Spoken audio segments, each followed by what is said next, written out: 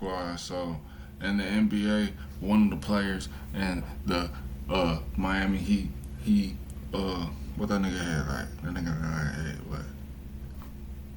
That nigga had 83 points, bro, in the game, bro, and nobody gives a fuck. You know what I'm saying? You feel me?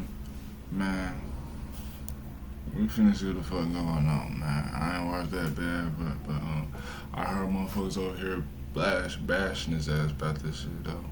You know? Long live Kobe, nigga. Take a look at the best scoring nights throughout NBA history, and you will see a list of the greatest players to ever play the game. Jordan 69, Steph 62, Lillard 71, Luka 73, Kobe Bryant's famous 81. It's the most coveted record book in all of basketball, a testament and historical evidence of the greatest nights in NBA history by some of the greatest players in NBA history.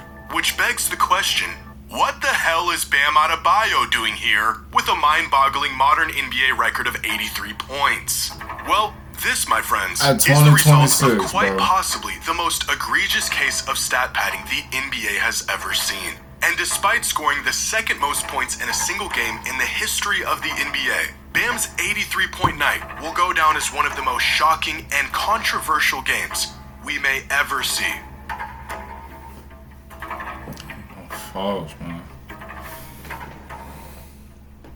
Today's video is sponsored by Arena Club. If you grew up collecting No. to see sneak peek at some of the gold numbered 510 out of 2009. This is literally the best card I've ever. If it's not the player you want, lap pack or card. Okay. On Tuesday night, in a game featuring the Washington Wizards and the Miami Heat, with 1 minute and 46 seconds left in the fourth quarter, the Heat were up 146 to 119. By all conceivable measures, this game was a blowout. It's over. But with that being the case, why is Drew Smith attempting a full court heave while his team is up nearly 30 points on a piss-poor Wizards team? Well, he's not. He's trying to get the ball to Bam Adebayo, who is being double-teamed 50 feet away from the ball. Damn, because he this has ain't football, nigga. Points and absolutely no intention of subbing out of This this is game. not football, At nigga. this point, the only way Bam is going to add to his historic total will be at the free throw line, because Washington is now guarding him with their entire roster. And what started as a normal basketball game has now become a full-blown circus act. But it didn't start this way.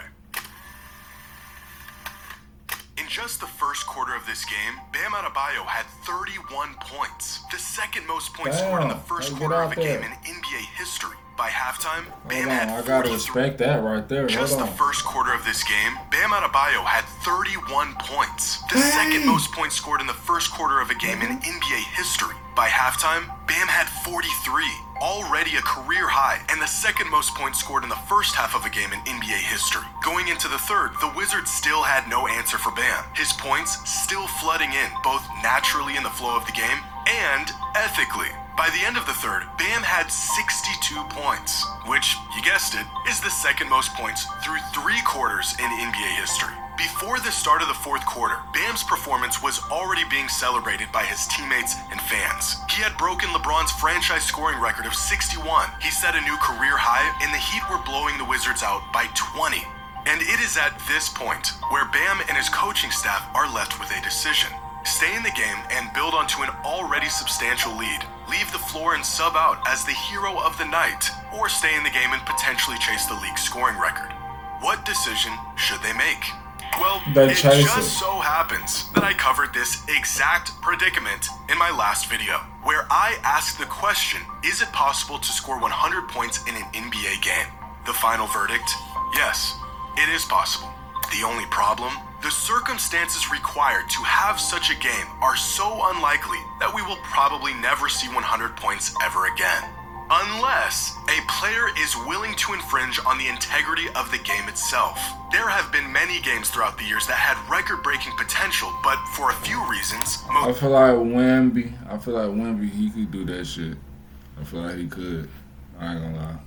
I ain't no glade. Notably, the game being a blowout and the potential record breaker, respectfully sitting the final quarter. There have been very few instances where a player was able to genuinely chase the record without any negative consequences.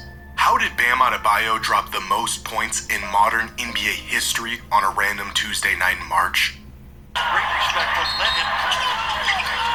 History of the NBA. I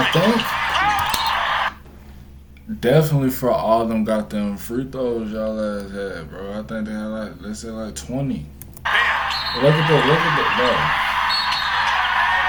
He gets fouled. By choosing option C and infringing on the integrity of the game. In what could have been a celebrated, memorable, and ethical performance, Bam and the Heat decided to go a different route. With about 9 minutes left in this game, Bam had this incredible and one. A blow-by followed up with this great acrobatic finish at the rim through contact, and an explosion from the fans in the arena. And after hitting the free throw, this would have been the ideal and historically acceptable moment for Bam to check out of this game. It was his 70th point of the night. Miami had the game all but wrapped up. And up to this point, all of his points were ethical, non-GMO, farm-raised buckets. But instead, Bam stayed in the game. And here is how he scored his final 13 points. Free throw, free throw, free throw, free throw, miss three, layup, free throw, miss three, turnover, miss three, free throw, free throw, free throw, free throw, intentional miss free throw, attempting to manufacture more points, free throw, free throw. Damn. Bye-bye, Kobe. Hello, Bam. In what is now being called the most unethical game of basketball the league has ever seen, the Miami... That nigga, Adam Silver, that nigga said, they called his ass, he said, Bam, he got, what he said, he in 60 right now, 70, you feel me? What you want me to do? That nigga, you know, the NBA is really going, it's really dying right now, I ain't gonna lie. Ain't nobody watching the NBA no more. Unless it's like, you feel me, playoffs or the fucking highlights, you feel me? But, you feel me? He probably had Adam Silver probably like, yeah, keep going. You know what I'm saying? Get them writers up. Get them ratings up, nigga. You know what's up? He'd spent the final 7 minutes of this game executing every conceivable tactic to manufacture more points for Bam Adebayo. Chucking up unnecessary threes, intentionally fouling the Wizards to get possession, even going as far as intentionally missing a free throw to try to get the ball back to Bam. And as a result, they are quickly discovering why Kobe's modern scoring record stood for so long and why no one can seem to match it, despite a number of players getting close. Because, wait, I actually already said this a week ago, let me find the clip real quick. 100 points in a single game is possible, but the circumstances required to have such a game, to justify one player taking that many shots and doing so without infringing on the integrity of the game, is so narrow that we may never see it happen again. Ah, that's right, the fallout for unapologetically chasing it. Yeah. This is truly a definitive and timeless paradox of big performances. Historic nights like this have become less about can a player pull it off, and more about do the circumstances require a player to pull it off, in which case the circumstances virtually never do. This performance from Bam is not only proof of that, but it is evidence of what we all have known to be the truth. There are many players around the league right now who could go for 80, 90, maybe even 100 points on the right night, if they set their mind to it, if them and their team game plan for it, if it is their sole focus for 48 minutes, if the Washington Wizards are on their schedule. But even attempting something like this would require a player to break the unwritten rules of basketball. And that, clearly, isn't worth the backlash of possibly pulling it off. It isn't worth it. So what were the fruits of Bam's labor? The second most points in a single game in NBA history, the most free throw attempts in a single game in NBA history, by far the most free throws made in a game in NBA history, and the fifth most three-pointers attempted in a game. Oh, and he also broke the record for the most criticism received by a single player in one game. Now, if we ignore all context and what it took to get there, according to the game score metric, which takes all the good things a player does in the box score minus all the bad things and spits out a number that attempts to reflect the impact a player had on a game, Bam had statistically the sixth best game in NBA history, which is unfortunate that it will not be remembered as such. In my last video, I used this chart to display the greatest scoring nights in NBA history and the pace these players were on to reach their final totals. For example, here's Luka's 73, here's Booker's 70, Lillard's 71, here's Kobe's 81, and here is Bam's 83. Through 3 quarters, he was tied for the second most points all time going into the fourth. In fact, that and one bucket in the fourth quarter that I mentioned earlier is right here. All of his buckets leading up to this point were non-forced ethical buckets within the flow of the game. Bam Adebayo was playing out of his mind, better than anyone ever has in modern NBA history, even before all of these shameless scoring tactics were deployed. The stat padding that spurred all of this outrage took place here in the final 9 minutes of the game. All of this is now invalid because of this. A week ago, I said the methods the Warriors used to get Wilt to 100 were outrageous and would never be used in the modern NBA. So really, he could have just stopped around like 75. You know what I'm saying? You know what I'm saying? Probably shoot a 3 right there. Once you are like 70 points, shoot like a 3 or something like that and just chill. Maybe one more, something like that, and just chill or something like that. You feel me? Shit, you did everything that you need already. You feel me? And now you just clip farming. You just, you know what I'm saying? You farming the motherfucking goddamn, you know what I'm saying? Free throws and shit, man. Like, chill, man. You know what I'm saying? You know they gonna try to check you every time, dude. They own you now. 7 days later, we're watching a center get triple teamed 94 feet out while up 25 with no admissible reason for him still being on the court. I now stand corrected, but I don't think these final minute tactics are worth discrediting this entire performance. 83 points is 83 points. Regardless of how you go about getting them, you still have to go out and get them. The irony of this whole thing is that I've seen a lot of comments about how this game was proof for some fans that Wilt Chamberlain actually did score 100 back in 1962, despite there being no video evidence. If Bam can get to 83, Wilt Chamberlain could and definitely did get to 100. Which there's already a laundry list of proof from that game. I don't know why this would be the determining factor. But if Bam's game is being ridiculed and dismissed, even if the criticism is justified, then so should the mythical 100-point scoring record. Because the way that Bam got his points is the exact method Wilt used to get his. Like, literally, bar for bar. During the final minutes of Heat Wizards, Keyshawn Johnson intentionally missed a free throw in hopes that the Heat would get the rebound to get it back to Bam. This is exactly what the Warriors did for Wilt. The Heat also intentionally fouled while holding an insurmountable lead to get the ball back faster.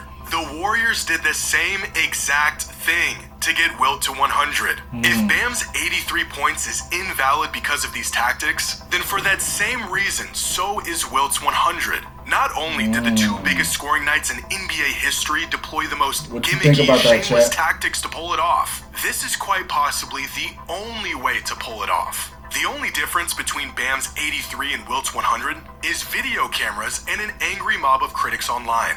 Now, to be completely honest, I was thrilled to finally see a coach allow his player to chase a record and have himself a night that most players could only dream of. You want to know how many games I've watched that were spoiled by an early sub? A player being punished for giving too much belt to the opposing team. A 3-point party cut short because they were playing too good. Potential record shut down because it wouldn't be in good taste. If this is what it takes to make up for all the times I had to watch Steve Kerr pull a player from a game on the verge of a league record, then so be it. I am just as surprised as you that I will now see Bam Adebayo's name above Kobe Bryant's for the rest of my days. But to see Bam have the audacity to stay in this game, emphatically do what no one else would dare, was just as fun as it was shocking.